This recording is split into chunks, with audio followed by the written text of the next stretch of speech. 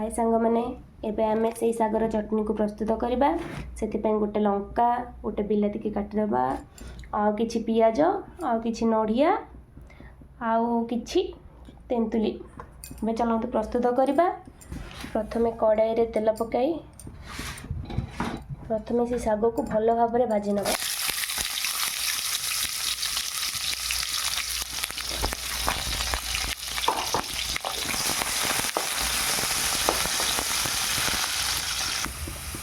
देखिपे आमर से साग भल कि भाजी आसला। देखु यही ही भाजबे। तापर आम आधे पियाज नड़िया और बिलाती को मिसाई भल कर भाजीदबा।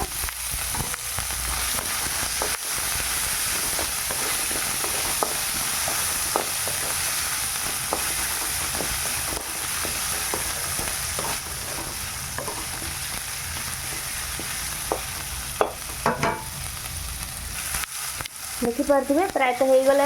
एबे आम आपको गोटे प्लेट रे काढ़ी शीतल कर नबा। एबे आम मिक्सी रे दुईटी लंका कईवा आउ शीतल कर रखिथिबा ताको मिक्सी कर नबा।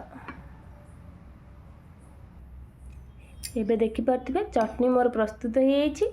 आ संग मैंने विश्वास करेंगे बहुत ही टेस्टी होती। आपण मैंने चाहिए भात सहित खाई पारे, डोसा सहित भी खाई पारे।